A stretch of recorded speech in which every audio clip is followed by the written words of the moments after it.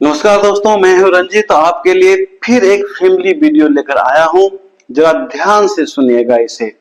अगर आपके परिवार में बुजुर्ग हैं, बूढ़े माता पिता हैं, बूढ़े दादा दादी हैं, तो आप ये समझ लो कि आप बहुत खुशकिस्मत वाले हो, बहुत किस्मत वाले हो। इसमें दो मत नहीं है। लेकिन एक बातों पर ध्यान देना कि बुजुर्ग लोग जो होते हैं, बूढ़े लोग जो होते हैं, उनका विचार, उनका व्यवहार और एक छोटा बच्चा का विचार, एक छोटा बच्चा का व्यवहार दोनों बहुत हद तक मिलता जुलता है। 90% मिलता जुलता है। किस मामले में?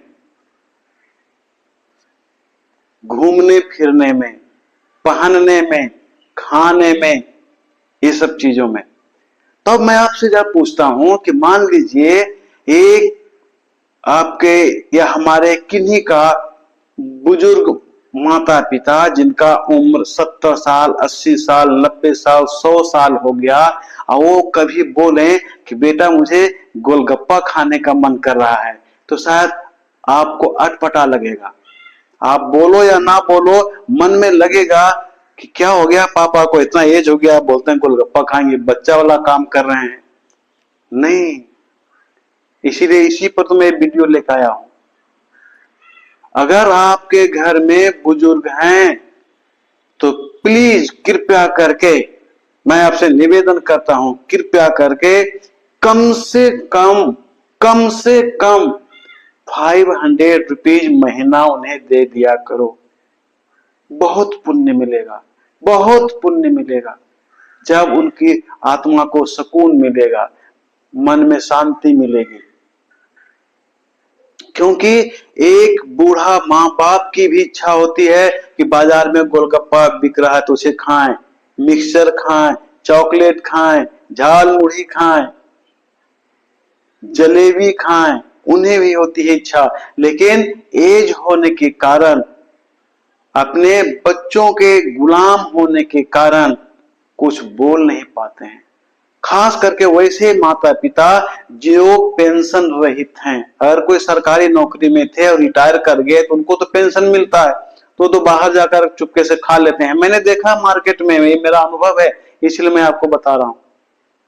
उनको तो पेंशन मिलता, बाजार में चौक पे कहीं चल जाते हैं, पॉलिथीन में जलेबी ले लिया, किनारे बैठ के खा लिया, मौका मिला तो अपनी बुढ़िया के लिए भी लेते आ गया, खिला दिया।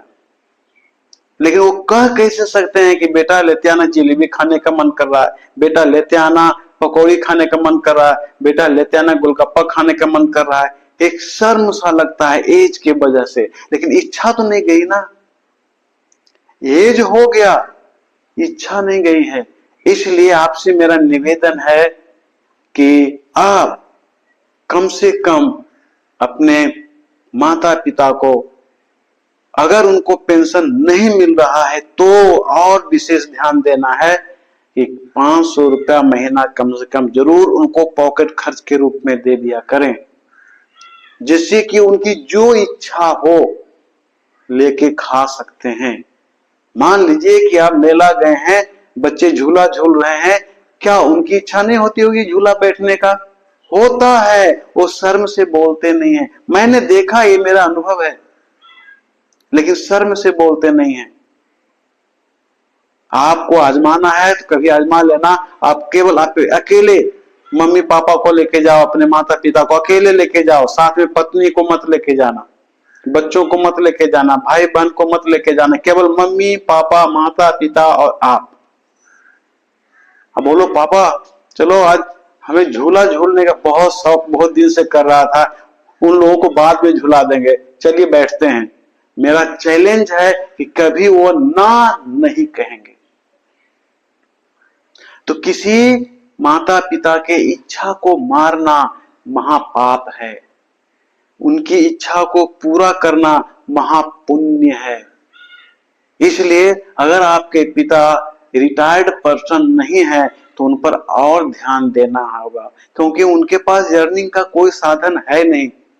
आप उन्हें कम से कम 500 रुपया कम से कम 500 रुपया महीना दे दिया करो, ताकि बूढ़ा बूढ़ी दोनों जो इनकी इच्छा हो लेके खा सकें।